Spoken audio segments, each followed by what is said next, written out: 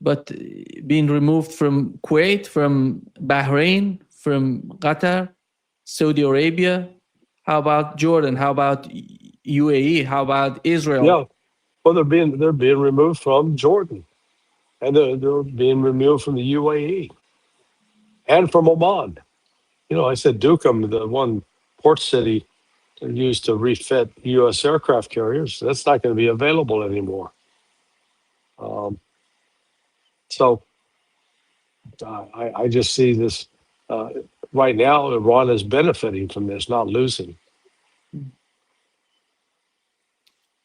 In my opinion, the losers of the war are GCC countries. I don't know what is happening in their mind and why are they're somehow cooperating with the United States in this trade. I don't get the reason. Maybe their economy is under the thumb of the United States. That's why they have to do this. Are you familiar with the concept of codependence? Yeah, somehow I understand the word, but I don't know the concept of that. Well, you're seeing it. That's the relationship between uh, the Gulf countries, even though they don't want to have. Think of them as an abused spouse or an abused girlfriend, with the United States being the husband or the boyfriend. They live with the abuse for so long, and then there comes a point where they seek to get away from that abuse. I think that's where Qatar is. I think that's um, Saudi Arabia is on the cusp. They're trying to decide one way or the other. UAE is not there yet. Uh, Oman definitely, and Bahrain and Kuwait. They're going to be I think taken over ultimately by Iran. Uh, what exists there for um, for if there's any kind of legislative assembly in either, say, Kuwait or Bahrain, that'll be dispensed with. Uh, I'd see uh, Bahrain going back to Iran, and um, the other Kuwait would go back to probably Iraq.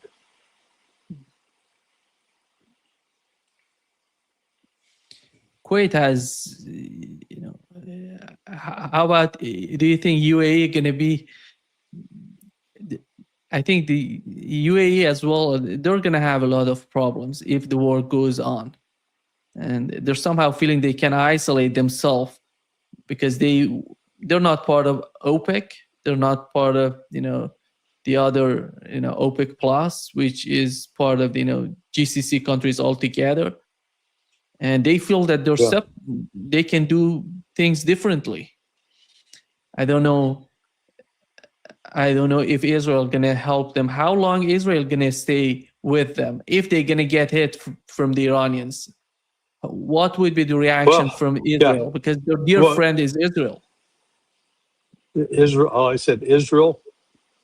Uh, if the United States, so let's say that this goes on for another week, and in the course of this week, you're going to find that the um, that the United States cannot remain at Al Udeid, has to abandon Al Udeid, has to abandon Al Dafra in UAE, has to abandon Al Isa in Bahrain, Ali Salman in Kuwait, that they have to basically pull out of there, and their only option is Israel. Well, then Israel's going to get pounded day after day after day, and Israel cannot sustain that. They can't try to come up with elections when all your population is having to live underground. Benjamin Netanyahu is so scared right now. He's talking about if Iran attacks us, we're gonna do this, we're gonna do that. I don't know if you saw that he's posting that on his X account, saying warning Iran, don't attack us. If you attack us, we're gonna do this. We're gonna, Yeah. and because of his position right now in Israel, Larry, that's why he feels that if Iran attacks Israel, that's gonna be the end for him. This is my understanding. I think Donald Trump is doing a, a But favor, what? a great But favor. okay. But what difference does it matter whether BB's there or not? Do you think that if No, BB goes, that all of a sudden Israel's going to say, "Oh, we need to stop the war with Iran"? No, it's not going to happen. They're going to continue to have that attitude. yeah, exactly. Here is, Larry, what J.D. Vance said about the movement inside the United States. They're trying to diminish or somehow sabotage the whole negotiations with Iranians. Like you have seen this very discreet, extremely well-funded campaign to try to derail the negotiation and try to derail the deal. And, there's this Time article that came out yesterday. A friend sent it to me. It's like worth reading because it lists a bunch of people who have quite literally been paid by a former Trump campaign person who was himself paid by certain elements within the Israeli government. And those people are attacking me viciously for quite literally trying to accomplish the negotiation objective that the president set for the country.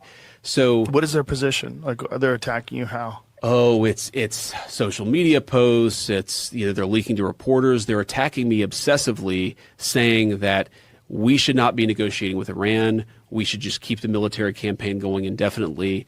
And that is their explicit position. And coming after me saying that, people have come after me and say that I'm influenced by Qatar, that I'm influenced by foreign governments, that, I take my marching orders from Tucker Carlson. And there's just so much bullshit out there, when what I'm actually trying to do is accomplish what the President of the United States told me to accomplish, which is a settlement of this that accomplishes our objectives. Iran doesn't have a nuclear weapon. We have the free flow of oil and gas. And like, I should be clear, I don't actually mind. I don't mind that let's say certain elements of the Israeli government want to criticize the deal or have disagreements about the deal. I don't even mind an effort to try to influence, foreign governments try to influence the United States all the time. Israel does it, other countries do it. It's just sort of the nature of the beast. What bothers me is actually when Americans meaning American leadership, allows that influence to affect their judgment and to affect what they are advocating for. That's what really bothers me. People are always going to try to influence the United States of America, whether they're allies of ours or whether they're enemies of ours. But again, when I open up the pages of Time magazine and I see that there's a literal foreign influence campaign being funded to tank the very deal that I was pursuing, and oh, by the way, many of the people who were receiving that money were actually attacking me in completely dishonest ways, my response to that is, well, go to hell. I'm going to do what I have to do for the American people. I represent Americans first. Yeah. Yeah, that's pretty remarkable that he's getting out like that, because whether he's doing that with or without the permission of Trump really doesn't matter. He's doing it. And the fact that he's doing it says a lot. That he's pushing back and pushing back hard. Hasn't started naming any names yet, but I think that'll come. What is the access of the vice president in the United States to the intelligence, Larry? Can he ask, for example, the head of CIA, the head of FBI, for certain, cases to hand him some information? Is that possible? Does he have any sort of access to those intelligence? Well, he gets the presidential daily brief every day, I'm sure. Now, is it possible that there's some compartmented information, some what I call SAPs, that he's not read into? That's possible.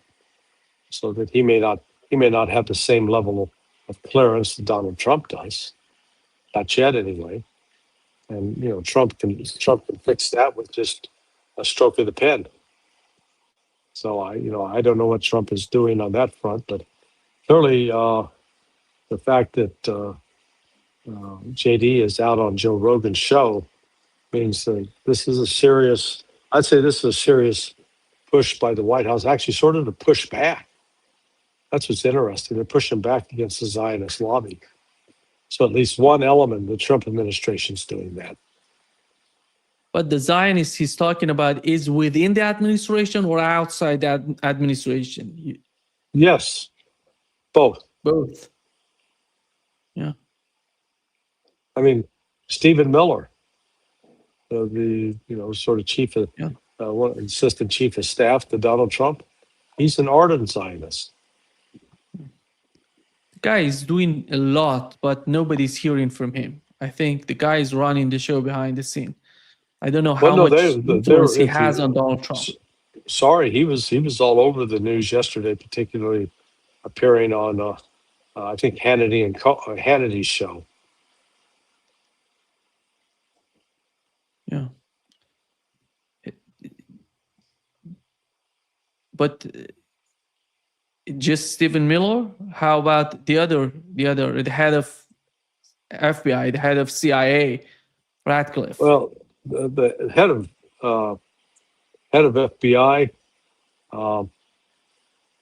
that's still Kash Patel. Yeah, so you and I were talking about him for such a long time, and we thought that he's going to be a game changer in the Trump administration.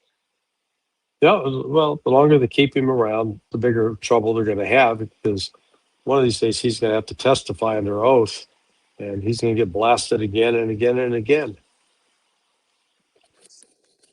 Yeah. How about Ratcliffe? Ratcliffe is just carrying it again. He's a water boy for the CIA. Yeah.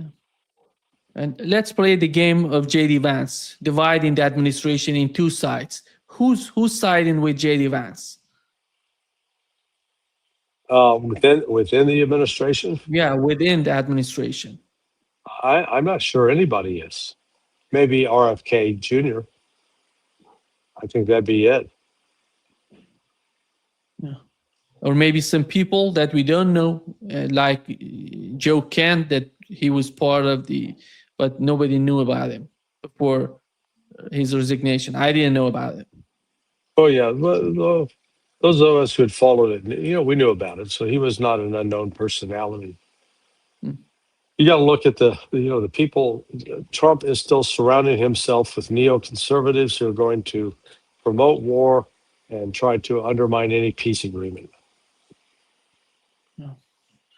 Netanyahu next week, Donald Trump gonna meet with Benjamin Netanyahu, and on Monday, on Tuesday, he's gonna meet with the Lebanese president Joseph Aoun. And these are two important meetings when it comes to the case of Lebanon. And he said something about Lebanon in his recent interview. Here is what he said, Larry. Ground forces withdrawal from southern Lebanon. Well, redeploy is another word, because, we're getting along very well with Lebanon. Israel's dealing with them very nicely. First time in many, many years.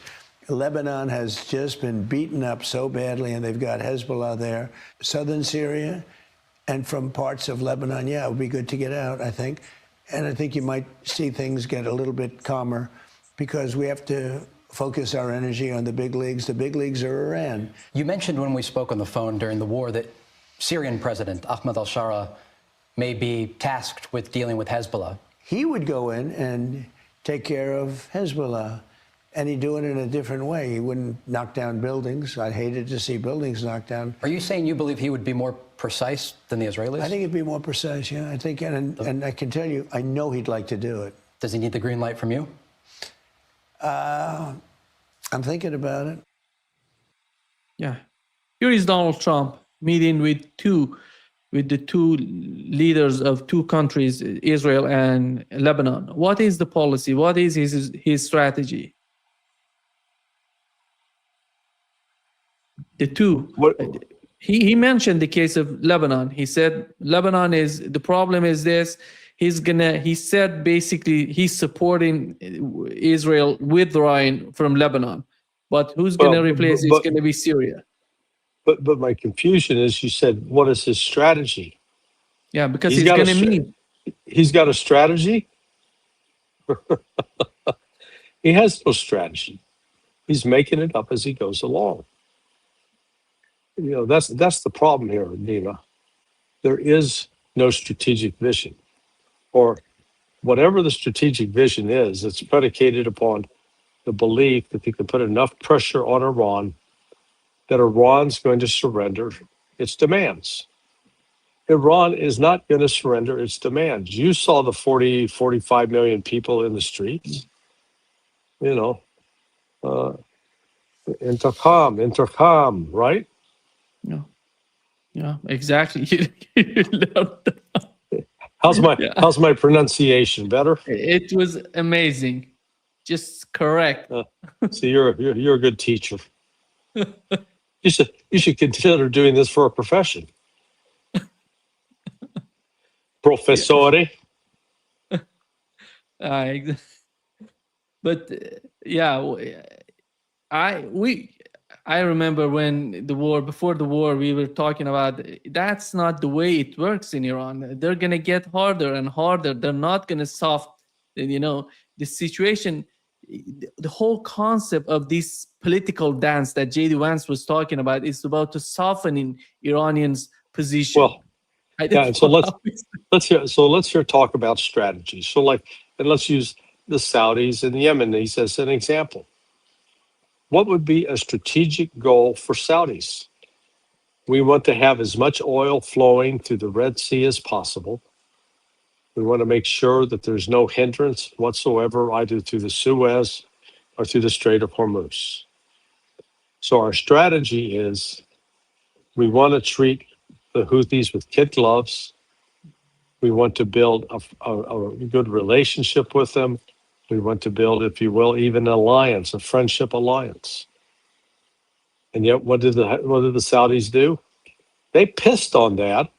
They attacked the Houthis, and the Houthis say, well, they call them, hijo de madre soltera, son of a single mother, which is a polite way of using a more crude term, like hijo de puta.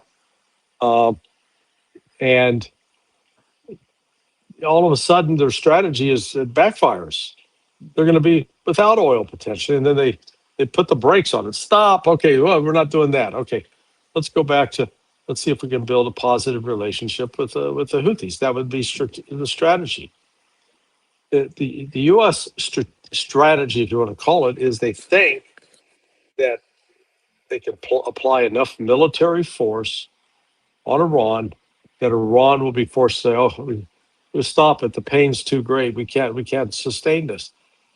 They're going to walk over hot coals to defeat the United States. If they have to make that sacrifice, Iran's going to make that sacrifice. And they're not alone in this. So they got the backing of Russia, the backing of China.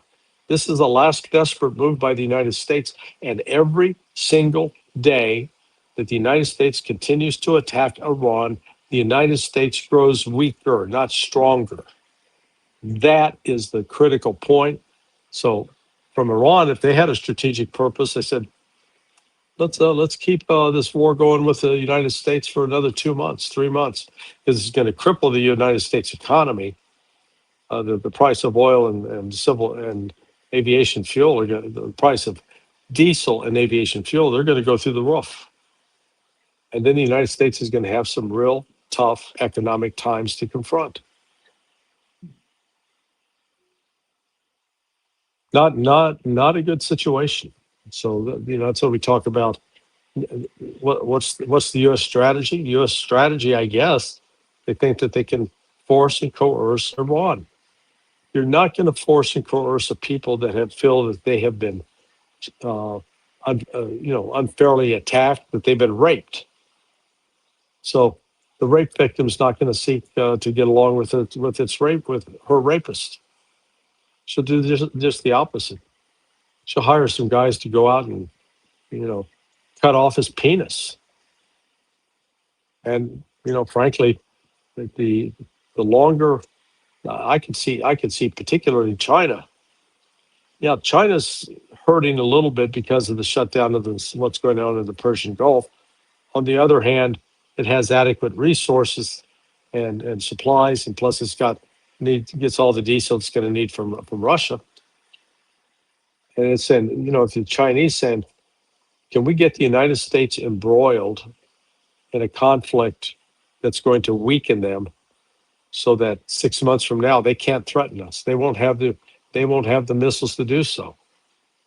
That sounds like a pretty damn good strategy to me. Same with Russia. What can we do to further weaken the United States military capabilities? You make sure that some of their fleet of KC-135s are destroyed. Maybe some of their F-35s. Certainly destroy their drones, destroy their radar so that they can't track anything else. They have to use AWACS or P-8 Poseidons. So, from looking at it from a strategic standpoint, I think Iran's got the stronger hand to play, and it's playing it with from the standpoint that I see China willing to back them up, not put pressure on them to quit. Yeah, we want you to quit so the United States can conserve its military power so they can use that against us. China fully expects the United States to attack it, and China's preparing accordingly. There have been some reports out of Russia that the Chinese are starting to move some of the critical factories into the interior of China to make it even more difficult for the United States to attack those. They're watching what's happened with Ukraine. They're watching what's happening with Iran, and they're going, okay, let's not wait till we get attacked. Let's take some preemptive steps. The head of Iranian parliament today said that the United States will never accept a powerful Iran and will use any opportunity to weaken and fragment the country. This argument is so familiar for me. I have heard it over and over from another country. Do you know who's that? Who? Russia. Israel. Oh, Russia. Russia for 4 years was talking about the United States is seeking, they want to strategically defeat us, to fragment the country, to weaken Russia. Right. And Russia is responding by demilitarizing not just Ukraine, but NATO and the United States. Again, let the United States try to bring some tomahawks into the European theater. Russia will knock them down, and Russia will expand its attacks on NATO. Yeah, so this is, you got to come back and say, what is it we're trying to achieve? Well, the U.S. is trying to weaken both Russia and Iran, and instead, its methods are achieving the exact opposite result. It's strengthening them, not weakening them. It's amazing to me that both political, elites in Russia and Iran are getting to the same point, that there is no way the United States is they want to destroy us strategically, militarily, and this is the understanding on the part of a so-called pragmatists, as J.D. Vance wants to call them, because Ghalibaf is the head of the delegation that is negotiating with the United States. Yeah, and even this claim that Ghalibaf is like one of the soft guys, he's a weak. No, he's not. No, he is somewhat of he is a pragmatist, but he recognizes, hey, we tried the other, it didn't work. Now the United States has made it clear they're going to try to destroy us. We're not going to step back and let that happen. We'll destroy them first. And frankly, I think Iran's in a much stronger position to hurt the United States than the United States is to hurt Iran. Yeah. Thank you so much, Larry. Well, tomorrow, this was it. Yeah. The sun will come out tomorrow. Okay. Tomorrow what? 5 p.m. again? Yeah. The same. All right. I will put you on the schedule. Okay. This daily thing. I like seeing you every day, I must say. Yeah.